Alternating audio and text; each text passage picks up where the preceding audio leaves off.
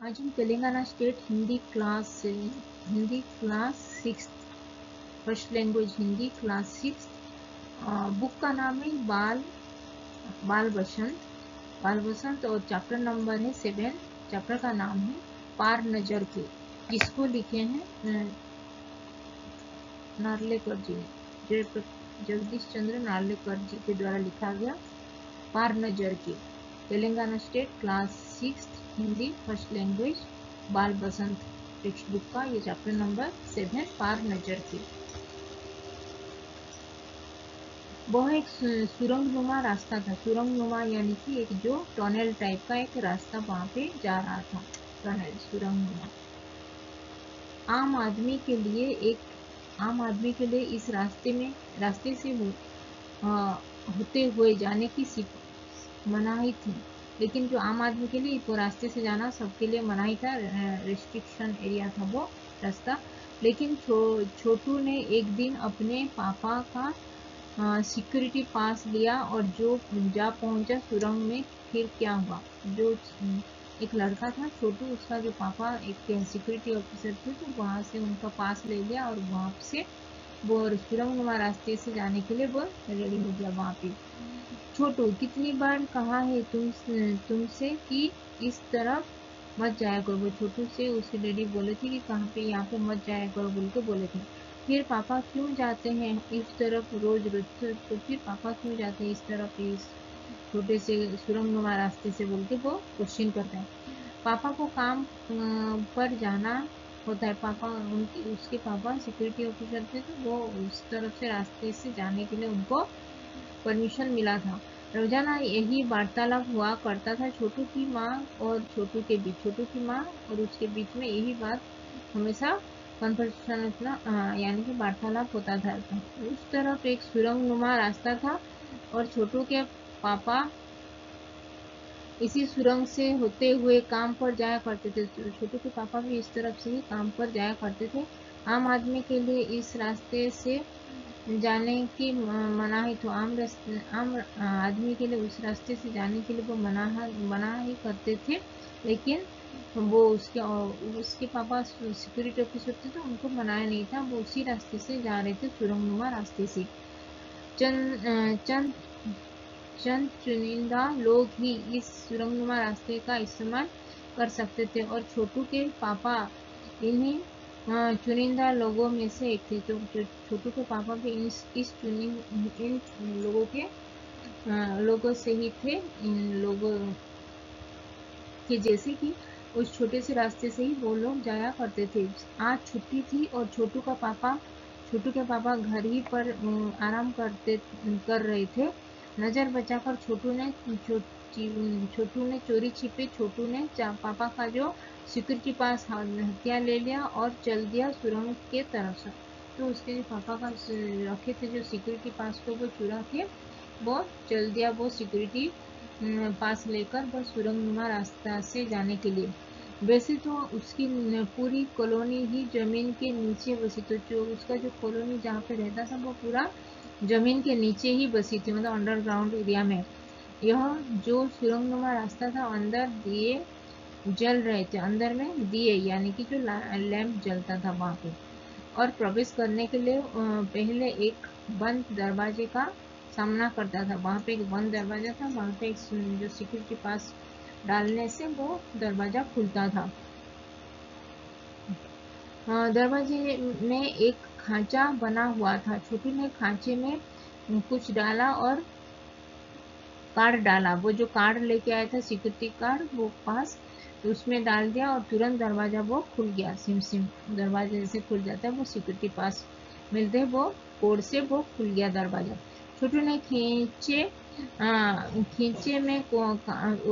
ने सुरंग में वो प्रवेश कर लिया। अंदर के खींचे में सिक्योरिटी पास पहुंचा था, उसे ले लिया। कार्ड उठाते ही दरवाजा वो बंद हो गया। छोटू ने एक तरफ नजर दौड़ाई। सुरंगनुमा वह रास्ता ऊपर की ओर जाता था, वो ऊपर जाता था, यानी जमीन के ऊपर सफर कर आने का वो मौका मिल गया था। जो जमीन के अंडर ग्राउंड में वो लोग रहते थे, तो ऊपर आने का वो रास्ता मिल गया था उसको। मगर कहाँ मौका हाथ लगते ही वो फिसल गया। सुरंग में जगह जगह लगाए निरीक्षक यंत्रों की जानकारी छोटू को नहीं थी, मगर छोटू का प्रवेश करते ही पहले निरीक्षक यंत्र में संवेदना ये संध्यास्पद, मतलब जो संध्या करते हैं, जो एक अलार्म जिसे बजता है, वैसे सबको पता चल गया कि कुछ ना कुछ घटित हुआ है। वो जो सुरंगनुमा गली के अंदर जो सिक्योरिटी जो दरवाजा, बंद दरवाजे के अंदर से कुछ आवाज ऐसी निकला तो सबको पता चल गया कि कुछ ना कुछ ये वार्निंग आ चुका है बिल्कुल। फिर उसके बाद का स्टोरी नेक्स्ट पेज में जानेंगे।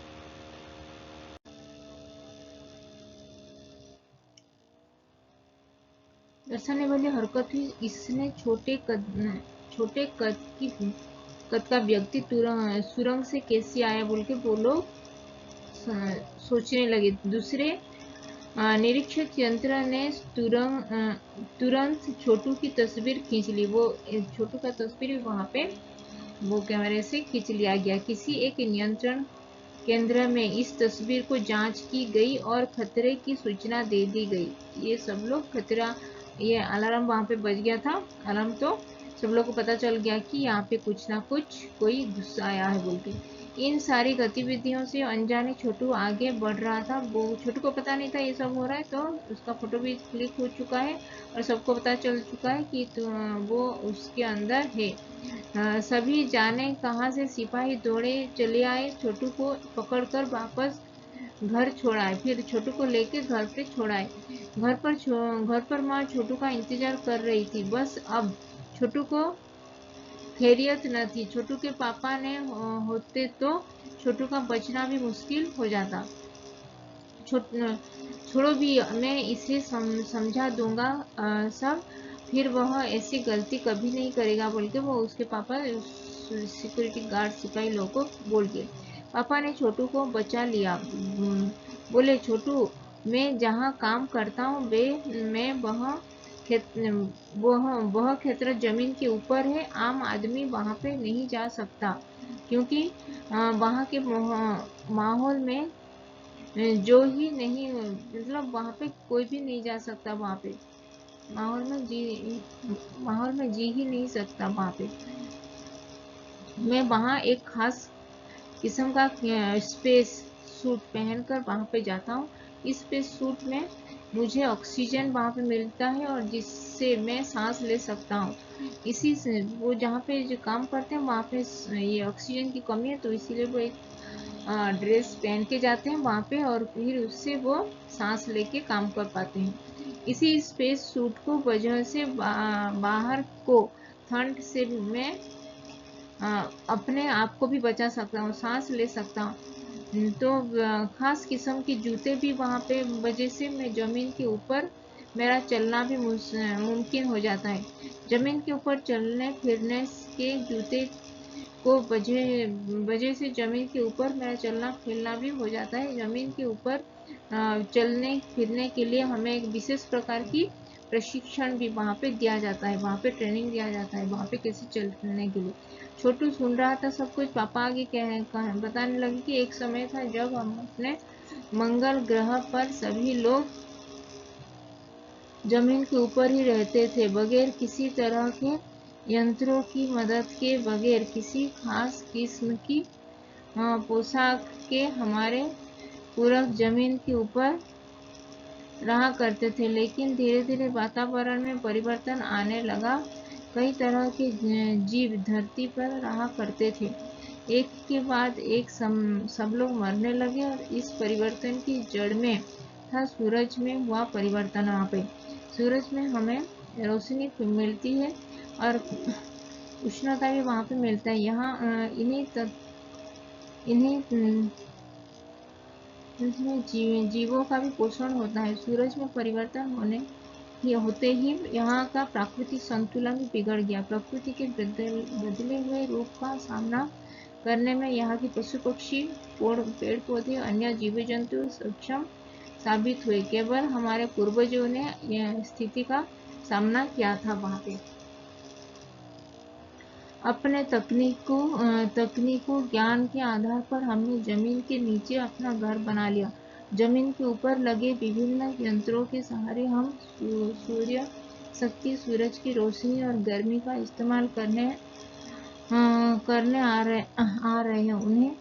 उन्हीं यंत्रों के सहारे हम वहाँ जमीन के नीचे जी रहे हैं। यह यंत्र सुचारू रूप से चलते रहे, इसके लिए बड़ी सतर्कता बरतनी पड़ती है। मुझे जैसे कुछ चुनिंदा लोग इन्हीं यंत्रों का ध्यान रखते हैं। जैसे कुछ लोग उसी यंत्र को ध्यान रखते हैं, मतलब उसको मेंटेन करते हैं। बड़ा हो जाऊंगा तो मैं भी यहाँ काम करूंगा, छोटू ने अपने मनसा जाहिर की अपने पापा के पास, जो उसका मन था। बिल्कुल, मगर इसके लिए खूब पढ़ना होगा, माँ और पापा को बात सुननी होगी, माँ ने कहा। फिर उसकी माँ बोली माँ और पापा को बात सुननी होगी और तो बहुत पढ़ाई करना पड़ेगा, तो इसको अगर इसमें जाना है तो। फिर दूसरे दिन छोटू के पापा काम पर चले गए। देखा तो कंट्रोल रूम का वातावरण भी बदला बदला सा था। शिफ्ट खत्म कर घर जा रहे स्टाफ के प्रमुख ने टीवी स्क्रीन को तरफ इशारा किया। स्क्रीन पर एक बिंदु झलक रहा था। वह बताने लगा कि यह कोई आसमान का तारा नहीं है, क्योंकि कंप्यूटर पर। उसके बाद का स्टोरी नेक्स्ट पेज में जानेंगे।